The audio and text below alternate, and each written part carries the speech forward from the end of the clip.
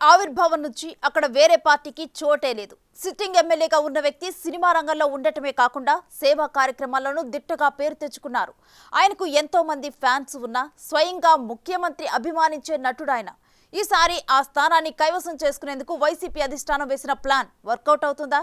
ఏళ్లుగా పాతుకుపోయిన టీడీపీని దూరం చేసేందుకు ప్రత్యర్థి పార్టీ ప్రణాళికలు ఏంటి? Watch the story.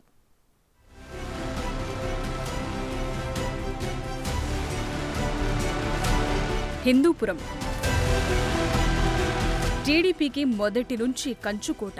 1983 నుంచి ఇక్కడ తెలుగుదేశం హవా కొనసాగుతోంది. అలాగే నందమూరి కుటుంబానికి సెంటిమెంట్. ఇక్కడి నుంచి ఎన్టీఆర్, తరువాత ఆయన కుమారుడు హరికృష్ణ ప్రాతినిధ్యం వహించారు. వైసీపీ ఆవిర్భావం, రాష్ట్ర విభజన తరువాత హిందూపురం రాజకీయాలు చాలా మారిపోయాయి. ప్రస్తుతం సిట్టింగ్ ఎమ్మెల్యేగా ఉన్న నందమూరి బాలకృష్ణ మరోసారి తన అదృష్టాన్ని పరీక్షించుకోనున్నారు. ఇప్పటికీ ఆయన టీడీపీ నుంచి 2 సార్లు గెలిచారు. హ్యాట్రిక్ సాధించాలనే తపనతో ఈ నందమూరి అందగాడు ఉన్నట్లు తెలుస్తోంది.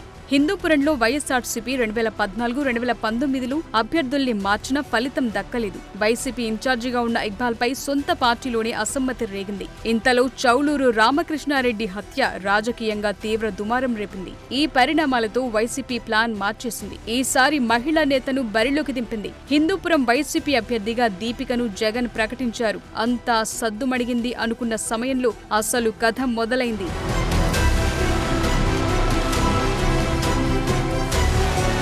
హిందూపురంలో టీడీపీని ఢీకొట్టడం, అందులోనూ నందమూరి నటసింహం బాలకృష్ణను ఓడించడం అంటే ఆషామాషీ కాదు. 30 ఏళ్లకు పైగా అక్కడ తెలుగుదేశం పార్టీని టచ్ చేసిన దాఖలాలు లేవు. అంతలా ఈ నియోజకవర్గంలో టీడీపీకి పట్టుంది. అందులోనూ బాలయ్య లాంటి గట్టి అభ్యర్థిని ఓడించాలంటే మరింత కష్టపడాల్సి ఉంటుంది. కానీ వైసీపీకి అంత సీన్ లేదనే విషయం ఇప్పటికే అర్థమైనట్లు తెలుస్తోంది. మరోవైపు హిందూపురం వైసీపీలో 3 గ్రూపులు 6 వర్గాలుగా విడిపోయి ఎవరికి వారే యమునా తీరే అన్న రీతిలో ఉన్నారనే ప్రచారం సాగింది. హిందూపురంలో స్థానిక వైసీపీ నేత నవీన్ నిశ్చల్ కు మంచి పేరుంది. గతంలో ఆయన బాలకృష్ణ చేతిలో ఓడిపోయారు. ఆ సానుభూతి కూడా ఉంది. కానీ నవీన్ కు టికెట్ దక్కకపోవడంతో పార్టీపై ఆయన గుర్రుమన్నారట.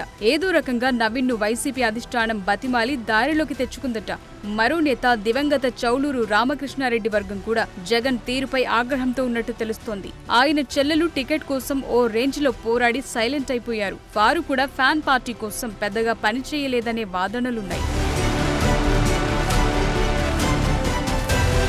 బాలకృష్ణ ప్రత్యర్థి అయిన మహ్మద్ ఇక్బాల్ టీడీపీలో చేరి 2019 ఎన్నికల్లో బాలకృష్ణ తరపున ప్రచారం చేశారు. ముస్లిం వర్గంలో అంతో ఇంతో పట్టున్న నేతను కూడా వైసీపీ చేజార్చుకుందనే టాక్ అప్పట్లో నడిచింది. మున్సిపల్ చైర్మన్ ఇంద్రజ కూడా పార్టీలో అంటి ముట్టనట్టు వ్యవహరించారట. తన భర్తను కేసుల్లో ఇరికించడంతో తప్పక సహకరించాల్సి వచ్చినా లోలోపల మాత్రం అభ్యర్థి దీపికకు ఏమాత్రం సహకరించలేదనే ప్రచారం సాగుతోంది. నందమూరి బాలకృష్ణను ఓడించాలంటే పార్టీ మొత్తం కష్టపడి ఒక తాటిపై పనిచేయాలని అధిష్టానం నచ్చచెప్పినా క్షేత్రస్థాయిలో అలాంటి పరిస్థితులు లేవని తెలుస్తోంది. హిందూపురంలో ఎవరికి వారి అన్నట్లు వైసీపీ నేతలు ఉండటంతో గెలుపు ఎలా అనే భావనలో ఫ్యాన్ పార్టీ శ్రేణులు ఉన్నారని సమాచారం. తెలుగుదేశం ఆవిర్భావం తరువాత 3 సార్లు గెలిచిన ఎన్టీఆర్ హిందూపురంలో అనేక పరిశ్రమలు తీసుకొచ్చి అభివృద్ధి చేశారు. ఎన్టీఆర్ తనయుడు బాలయ్య కూడా 560 కోట్ల ఖర్చుతో 120 కిలోమీటర్లు పైప్లైన్ వేసి జీడిపల్లి రిజర్వాయర్ నుంచి తాగునీరు తీసుకొచ్చారు. అదే 2019 ఎన్నికల్లో బాలకృష్ణ విజయానికి దోహదం చేసిందని రాజకీయ నిపుణుల మాట.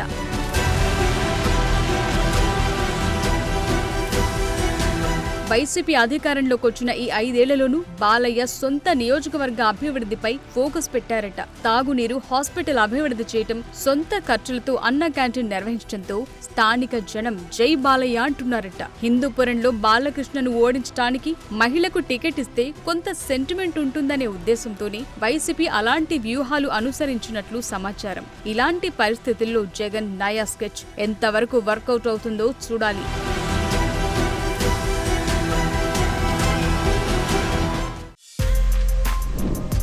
For more videos like this, subscribe Big TV channel.